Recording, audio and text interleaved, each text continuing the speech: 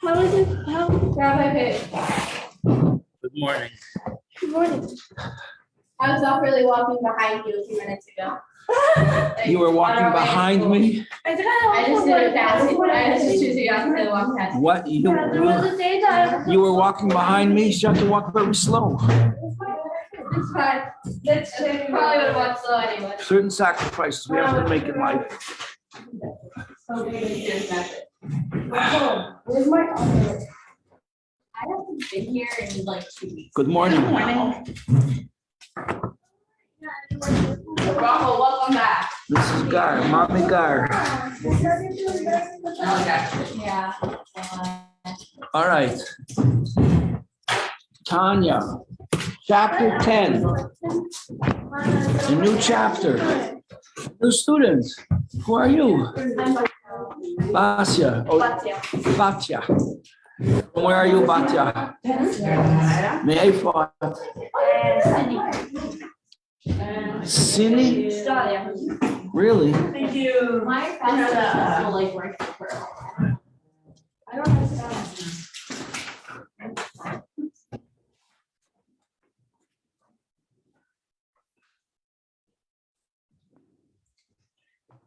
City in China. No. Which city? Sydney.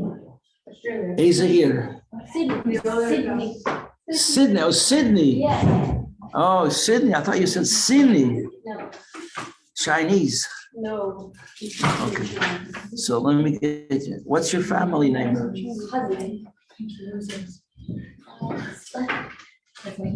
Batya. What's the last name again? Chazi. Chazit? No, Chazi. Like, Pazit? it's H-A-Z-I. H-A-Z-I. Yeah. In Australia, they say Z. In Canada, they also say Z. I'm from Canada. Commonwealth have to stick together. Batya. Have you learned Tanya before, Batya? Yes. Yes. How much did you learn? Not much. Not much, a little bit. Kindergarten. Okay, so you have to know two things. First of all, you have to know that you have a neshama. Yeah. And the second thing you have to know is that the Tanya is the neshama of the Torah.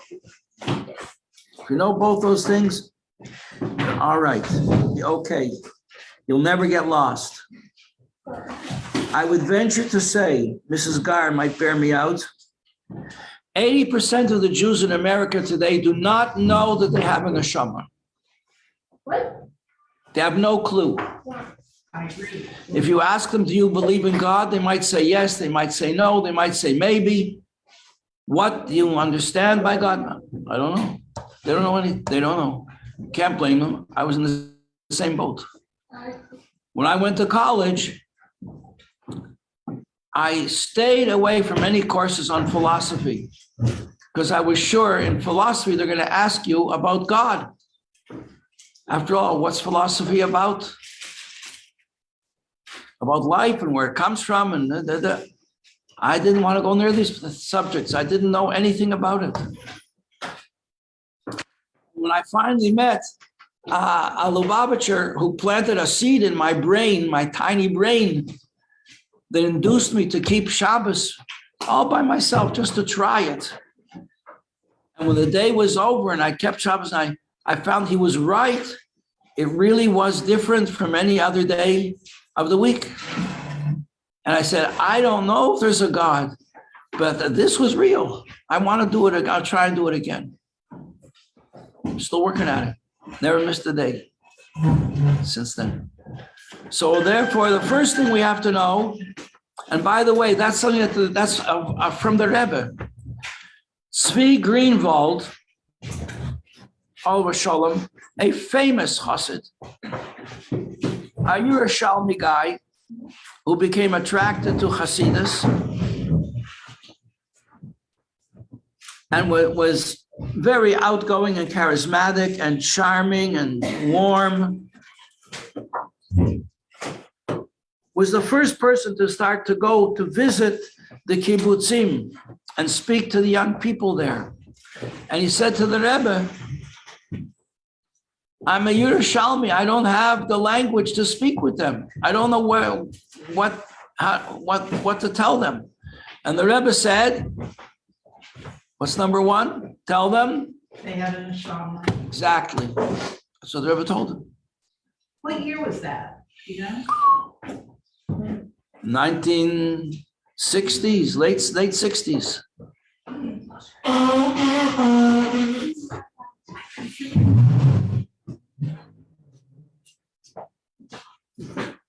Hello, Batya. Hi, good morning. Gianna. Morning, Rabbi Pape. Okay, we have to take attendance. Okay, we're gonna do it. Mommy Gar, you are here. Yes. Chaya Atkins, I saw you here in the hallway. I saw you. Shirel, I saw you downstairs. Yeah. Leah Ferdman. Good morning. Good morning, Leah. Shoshana Chassid, not yet. Basya, not yet. Chana McGrath, yes. Good morning, Chana. How was Purim by you? Very good. Very fun. Fulfilled all the mitzvahs? You sent your Shalach Manas? Chana is back. Megieri. Yeah, I'm here. Yay. Back.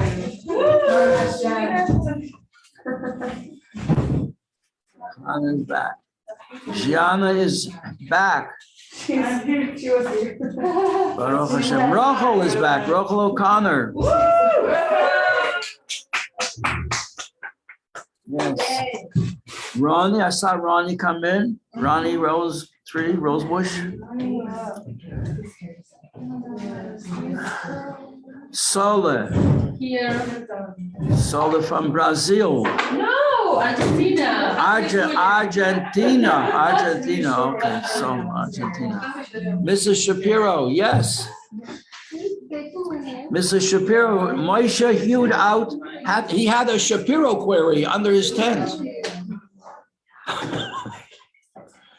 When Moshe broke the tablets and Hashem was reconciled to the Jewish people to take them back. So Moshe said, would you like to give them another set of tablets?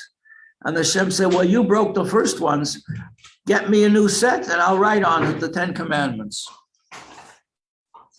So he said, where am I going to find a set of sapphire stones? Hashem said, look in your own tent. And underneath his tent, he began to dig and he found a whole deposit, a huge deposit of sapphire. It's the same root as the word Shapiro. And so he hewed out 2 big stones of sapphire and took them up the mountain. Hashem wrote the second set of tablets on them. The question I have, I never saw it answered yet, but I think I know what the answer might be, but I'm not sure, is how did he carry them? I understand how he carried them down. They carried themselves. There's a law in the laws of Shabbos. We're not allowed to carry on Shabbos. You know that, girls? You're not allowed to carry on Shabbos. Did you spill the coffee? Yes. Don't spill. Oh, cool. Take more. Thank you. It's okay. It's okay. You have to be very careful when you put coffee on your work Everything is space. Isn't it all It can ruin a document. Or make it better. No, that doesn't make it better. Makes it more awake. And it can really make a mess out of your desktop. Got to be careful. Always put your coffee far away from where you're working. You just reach for something and uh-oh. Anyway, so when he came down the mountain, there's a law in Shabbos, you're not allowed to carry from a private place to a public place. What if a person is terribly, terribly sick and needs to be taken to emergency care? You take him. 100% you take him, but you're not allowed to carry. You're not carrying. He's carrying himself. The life within him carries him. And that's the meaning of the expression. You've all heard the expression dead weight. Yeah. Something that doesn't have life in it weighs much more than when it does have life in it. So there's a law of the Torah that you can carry a sick person in his bed to the doctor on Shabbos because you're not carrying him, he's carrying himself. You're just helping him, but he's carrying himself. So Moshe had these huge stones. You know, stones are very heavy. I mean, to carry a small stone like the size of this book is already heavy. Can you imagine carrying a stone like 4 times this size? The stones of the Luchas, it says, weighed 720 pounds each. How do they know? Archimedes' principle. Eureka, we found it. By the weight of the water that they would displace. Since we know their size, the Torah tells us the size of them. We know that's how much they weighed. Wasn't Moshe 10 arms tall though? Maybe he was really strong. So when he was carrying down the mountain, how did he carry such a huge weight? And the answer is they carried themselves. The letters were written by Hashem. They had Hashem's life in them. That's why in the Holy of Holies, they didn't occupy space.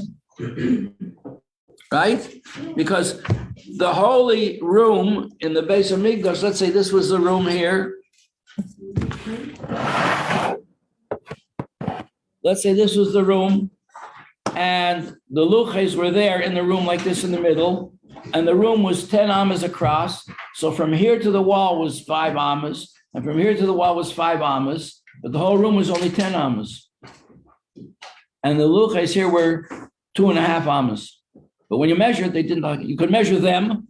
You could see that they were 2.5 amas, but they didn't occupy space. Why? Because they're from Hashem. And Hashem is higher than space and time. So the life of Hashem that he put into these stones, he engraved the letters into the stones. It says they went through the stones from side to side. You could read them from any side you looked at them. Of course, nobody could look at them. But that's what the sages tell us, that you could read them from any side you looked at them, and from the front and the back, the letters didn't get reversed. And there was another miracle about the luches, which is like this. If I'm going to engrave a letter into stone, so I'm going to cut out what the letter is, like this. Okay. Let's say I'm going to make a letter in the stone like this. Okay, I'm going to make a letter like this in the stone. So what am I going to do? I'm going to take a carving tool. I'm going to carve out the letter. Now, what happens if I have a samach? So I'm going to carve out all 4 sides. And when I carve out this 4th side, what's going to happen? The middle is going to fall out. Chana. The middle is going to fall out, right? So there's no more samach, there's a hole. And similarly, if I make this the same as shape, so if the samach is round, if it's square, it's a final mem, right? Rochel, you with me? The final mem. So we have 2 holes in the luches. So how could we read them? And the answer is that the middle part here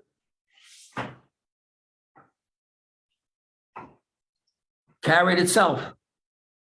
It just floated in the middle.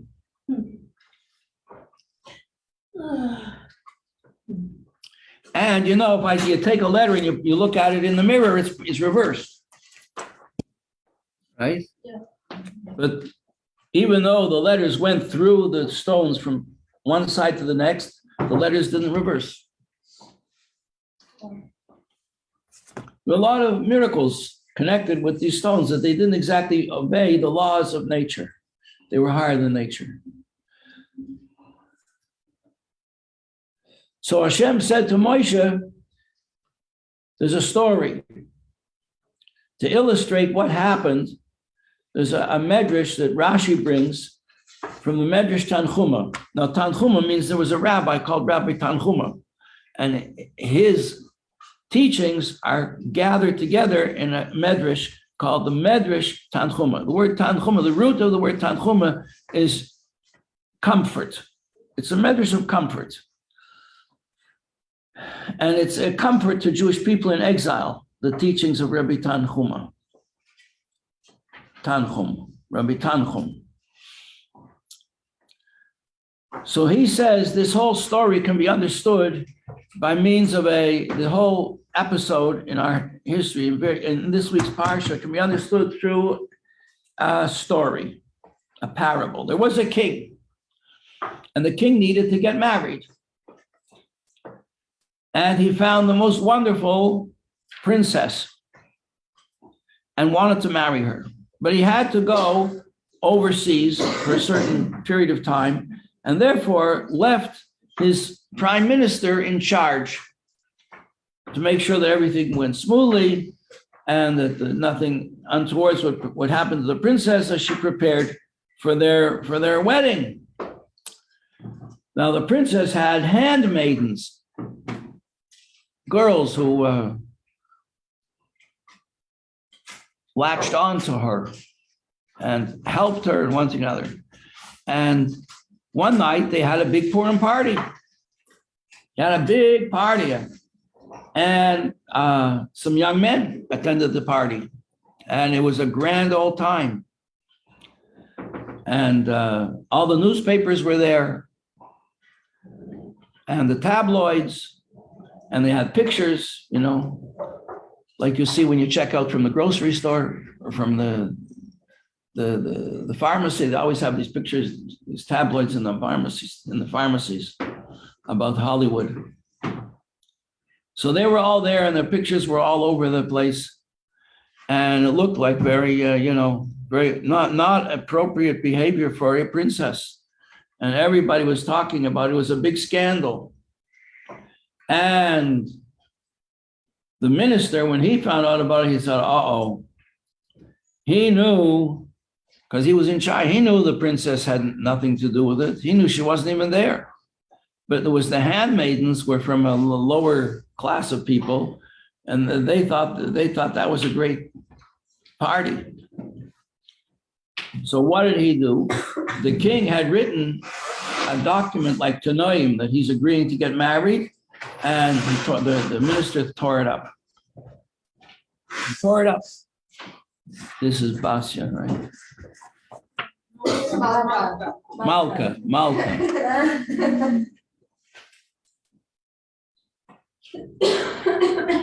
Pape. Okay.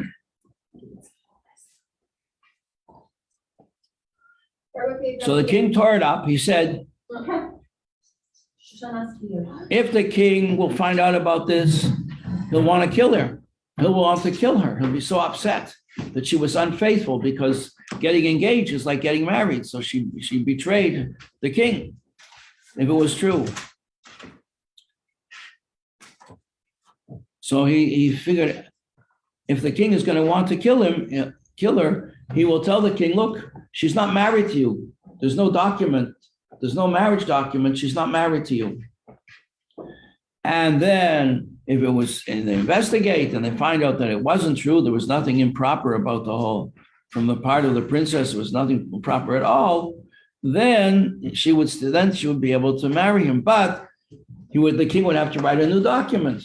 So the minister comes to the king and says, now that everything's all cleared up and you can go ahead and complete the wedding arrangements, would you like to write a new document for her?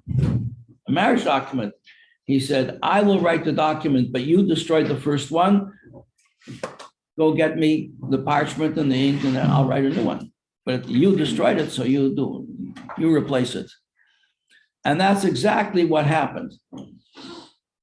The Hashem said to Moshe, you broke the tablets. Get me new tablets. I'll write new commandments. I'll write just like the old ones. Why? How did Moshe break the first ones? It's not just he broke them. He was coming down the mountain with them. when he found that the Jewish people had been seduced by the Egyptian multitude and were worshiping serving, dancing around this idol, then the letters, Hashem's holy letters flew out. They could not tolerate idol worship. They flew out, the letters flew out, and it was impossible to hold them. They were too heavy.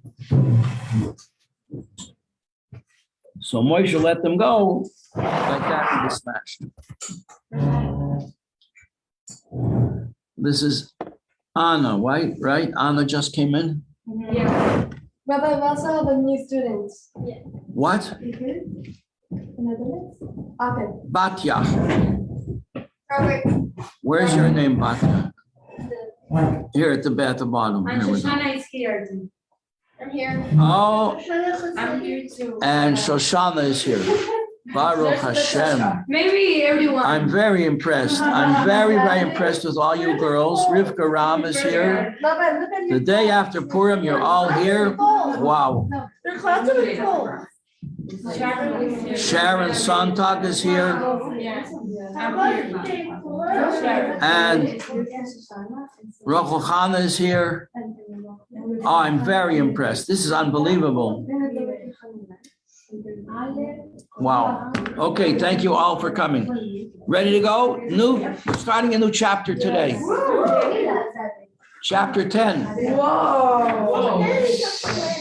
We finished chapter 9. Remember the end of chapter 9?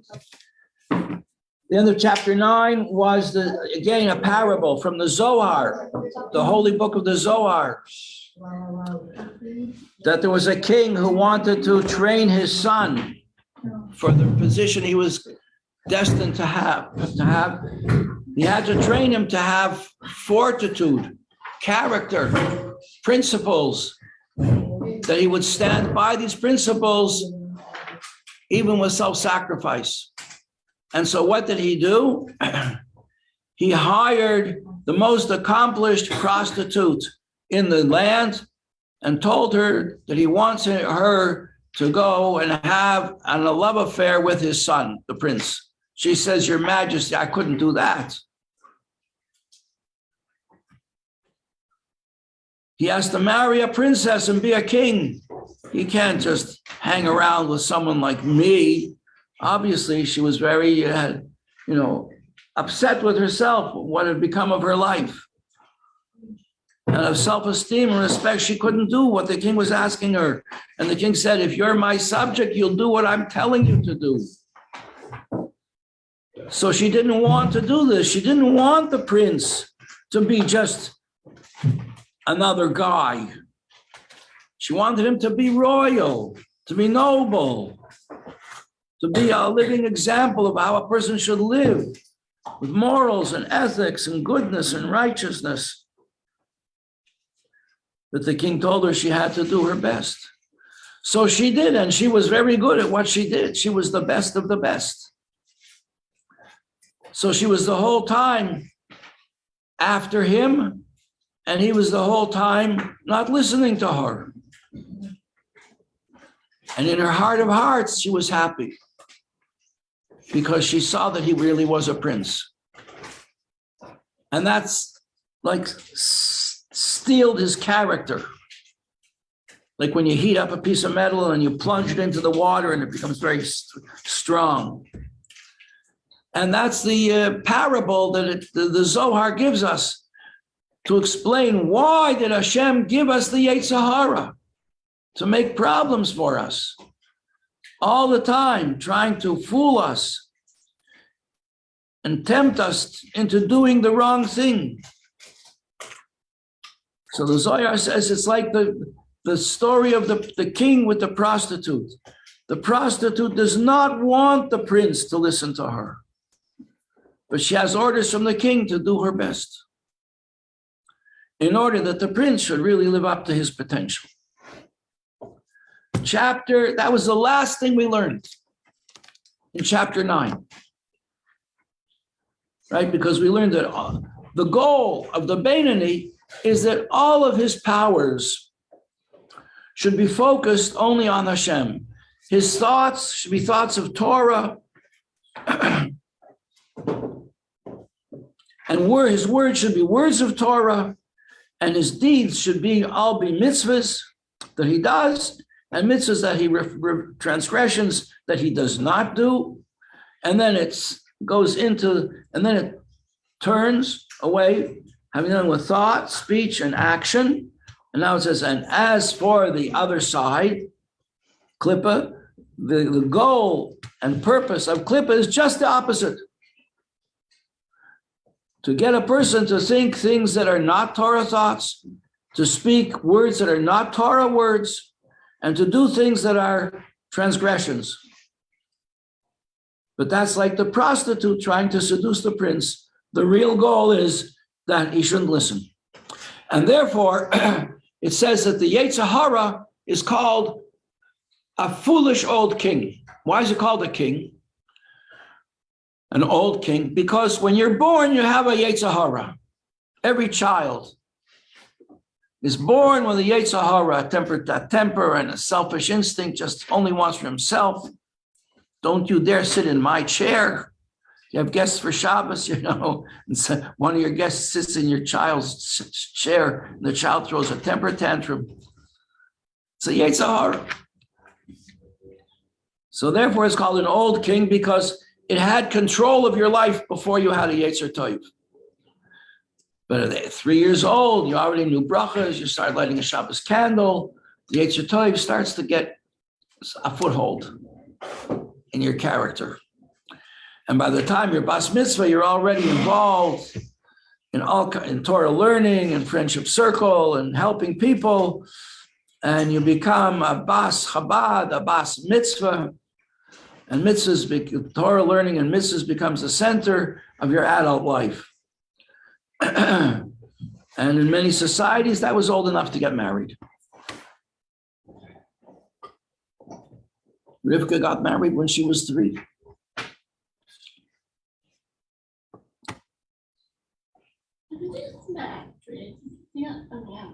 She couldn't have children.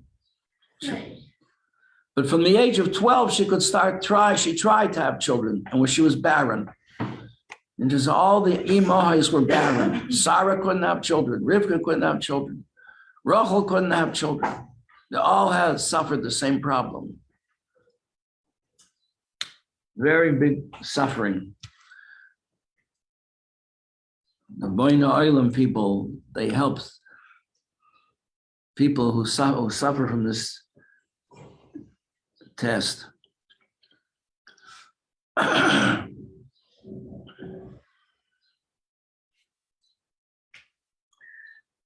So by the time you're there, but then 10 years went by, and she and her husband said, look, this is 10 years, no children. It's really almost 17 years, no children. They knew that they were going to start the Jewish people. They were going to be the father and mother of the Jewish people, Rivka and Yitzchak and Rivka.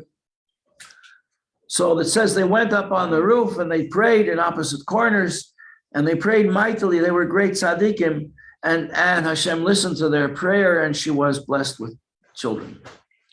Yaakov was born as a result, and Esau was born. And we learned about that in the last chapter, that they become like two poles of life and conflict, the eternal conflict until Moshiach comes. Chapter 10, in this struggle between Yaakov and Esau, the divine soul is trying to steer and influence the person to lead a holy life, Torah and mitzvahs. But it's a struggle. There's a tremendous obstacle there because you have this foolish old king. He's old because he was there first. He's a king because he's powerful. And he's foolish. Why is he foolish? It says elsewhere, he's wise like a fox. The Rebbe said he's called foolish because he's foolish to think that we're going to listen to him. We're not going to listen. Got it, girls? We're not going to listen.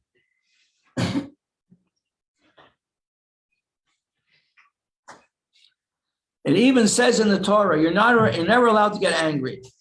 Not allowed to get angry. A person who speaks in anger is like worshiping an idol. You might as well get down on your hands and knees and bow down to the chair, to the table, or to a stone.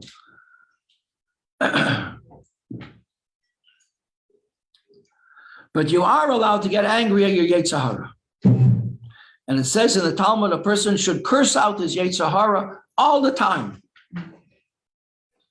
You lowlife, get out of my life, get out of my face. I don't want to hear from you. I don't want to hear from, I don't want to see you. I don't want to know about you. Get out of town. The lowest of the low, just a foul smelling odor out of this room, out of this place. But that's how you have to talk to your Yetzer Hara. When some thought rises up in your mind or your heart, that, that would be interesting. Well, get lost. You have to fight back. Okay? So when a person will arouse his godly soul to fight back like this, we're on page 150.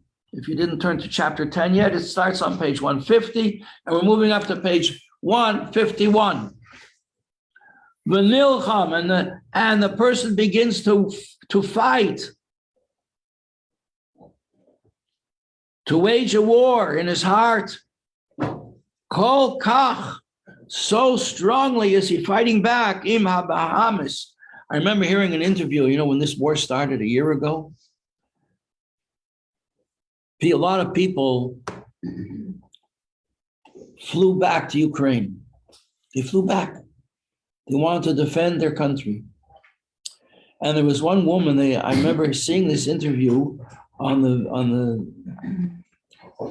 they asked her, what do you think is going to be? She says, I don't know what's going to be, but we're going to fight like crazy. She didn't use the word crazy. She said like something else. But I was very surprised because like most of the people in the world, most people thought Russia's a superpower. They're just going to walk in and take over. Big surprise. So when a person is fighting back like this, until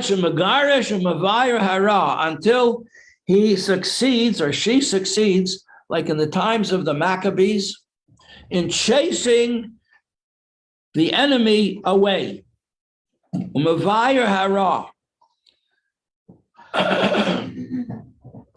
person eradicates the evil Shabbat b'chol hashmoli in the left side of his heart. How do you do that? We learned in the last chapter. When you meditate deeply on the greatness of Hashem, in your mind and your heart, you feel awe and fear and then love. And the more you meditate, the greater the love, until remember that your right side of the heart is so filled with love, it spills over into the left side of the heart and then chases away the Yetzer Hara, like a little light chases away a lot of darkness. This is the terminology of the Rebbe in chapter 9. A little light chases away a lot of darkness. One good idea, a godly idea, can accomplish a world. A world. And here it says, does it have to be like this? Yes, it has to be like this. How do I know? Because it says in the Torah, we have a commandment to eradicate, to totally destroy all evil from within us. Well, actually, it says it about people and about people in a city, where the whole city starts doing idol worship. And the city has to be destroyed as an idol worshiping city. If the idol worship takes over and most people are doing it, then you have this whole city has to be destroyed. But it also means in one's personal life, we have to eradicate the evil from within. Not just the people worshiping idols in the city, but us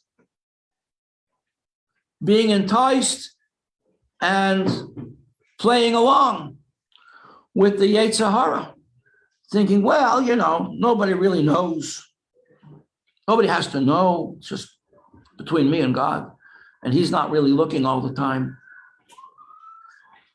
Okay, so the Rebbe goes on, he says, but ve'ein hara nepach l'toiv mamash. So we remember in chapter 9 how he described how the right side of the heart becomes filled with love, totally filled with love, gushing over, spilling into the left side of the heart. So the left side of the heart, for its own selfish reasons, wants to be on the winning team, wants to be in the Super Bowl, wants to serve God.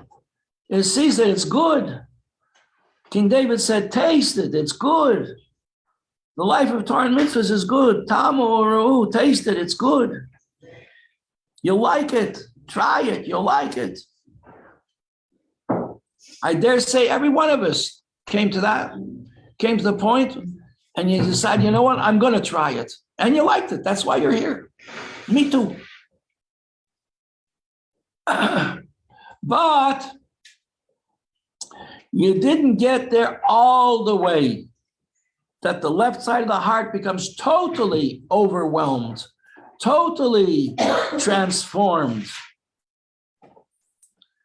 So you entertain the idea of being on the winning team, but maybe it's only 75%.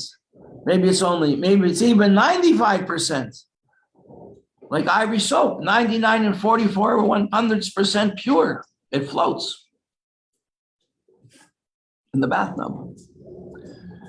Maybe there's still a little bit of Yetzer Hara left. Maybe there's a lot left in the left side of the heart. But the right side of the heart is full of love. But the left side isn't 100% there yet. So the evil in the left side of the heart has not become transformed. The pawn on the chessboard did not yet become a queen. It's one move away from the end of the board. It gets to the end of the board, it becomes a queen. It becomes totally good, totally powerful. The Yetzer Hara is almost eliminated. It's so eliminated that a person could even think that it's gone, that he won, it's over. I'm a complete tzaddik. Whoopee. That's another trick. The Ra did not become good yet, so this person is called a tzaddik. He's a very righteous person. I mean, the right side of his heart is filled with love. He's only learning Torah, doing mitzvahs the whole time, helping people. He's a consummately accomplished person, but he didn't make his Yetzer Hara into a Yetzer Tov yet. There's that little bit of evil, selfishness, pride, arrogance, anger left. So therefore he's called a tzaddik she'ena gomer. Remember back on page 1 of the Tanya, chapter 1, we said there's 5 categories. There's the tzaddik who has good and the tzaddik who has bad. We didn't know what it means, the tzaddik who has bad. Does that mean a person suffers, but he's really righteous, but he has he leads a life of sickness and poverty and tragedy? No, that's not what it means. The tzaddik who has bad here, the way the Alter Rebbe is touching it up, means the tzaddik who has a smidgen of Yetzer Hara still left in the left side of his heart. He is such a righteous, beautiful looking person. So good.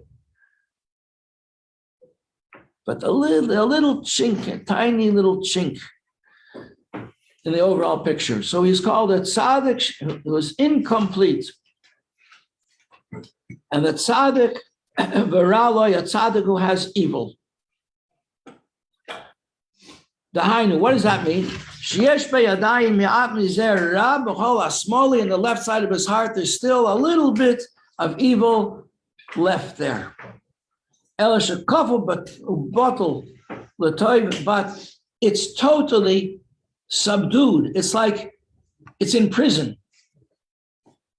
It's like a prisoner who's in chains, in jail, and he cannot get out. His bottle, it has evil desires, but it cannot express them.